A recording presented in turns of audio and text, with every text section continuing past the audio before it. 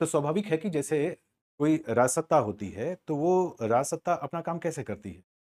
तो उसके लिए ज़रूरी होता है कि वो जो नागरिक हैं, उनसे टैक्सेस ले, उनसे कर ले। तो वास्तव में जो कर होता है, ये कर सामान्यतः 2 तरह से होता है।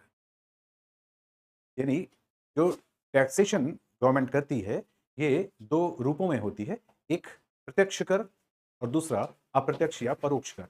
प्रत्यक्ष कर जिसमें कि जो जिसके ऊपर टैक्स लगाया जाता है, वो व्यक्ति किसी अन्य पर उस टैक्स की शिफ्टिंग नहीं कर सकता। जबकि परोक्ष कर वो कर होते हैं, जिसकी टैक्स शिफ्टिंग संभव होती है। उदाहरण के लिए, जैसे हमारे पास आयकर है, इनकम टैक्स है। ये टैक्स कैसा होगा? ये टैक्स हमारे पास प्रत्यक्ष कर के रूप में। जबकि जो जीएसटी होती है, जैसे सर्विसेज़ टैक्स होते हैं या एंटरटेनमेंट टैक्स है, ये सब इनडायरेक्ट टैक्स होते हैं। तो होता क्या है कि जिस टैक्स की शिफ्टिंग संभव होती है, उस टैक्स को जो टैक्स देने वाला है, वो दूसरे क से वसूल करके और फिर सरकार को दे देता है। लेकिन जो डायरेक्ट टैक्स होते हैं, वो तो सीधे-सीधे जनता को ही देने पड़ते हैं, जिसके ऊपर लगाया जाता है, उसी को देना पड़ता है। इसीलिए माना जाता है कि किसी एक पारदर्शी सिस्टम में जो प्रत्यक्ष कर हैं, वो जितना ज़्यादा से ज़्यादा उनकी मात्रा ज़्यादा हो, उसका मान ज़्यादा हो, वास्तव में उतना ही वो टैक्सेशन जो पॉलिसी होती है, वो उतनी पारदर्शी मानी जाती है। ठीक है?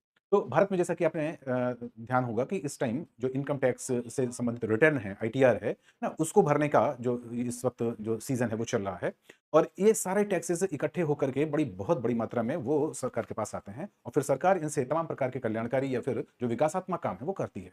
ठीक है? इसी तरह के विकासात्मक काम में एक बहुत महत्वपूर्ण इंफ्रास्ट्रक्चरल काम होता है, वो होता है जो सड़क और परिवहन विकास का।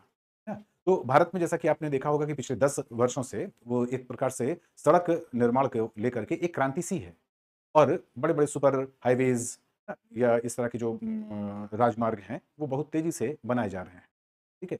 ये एक तरफ तो बहुत तेज़ी से बनाए जा रहे हैं, इसमें कोई दो राय नहीं है और ये भारत के जो टैक्स पेयर हैं, उन्हीं के पैसे से ये बन रहा है और स्वाभाविक है कि उनके हित में भी है। लेकिन यहाँ पर ये भी ध्यान रखना है कि उस पर चलने के लिए फिर से एक टोल टैक्स देना पड़ता है और वो टोल टैक्स की मात्रा काफ़ी मोटी रकम है और उसको उसको जस्टिफ़ाई करती है गवर्नमेंट ये कह कर के कि ये जो टोल टैक्स आप देते हैं, ये वास्तव में इतना हमने आपका ईंधन बचा दिया और समय बचा दिया। हाँ, एक हद तक की बात सही भी हो सकती है।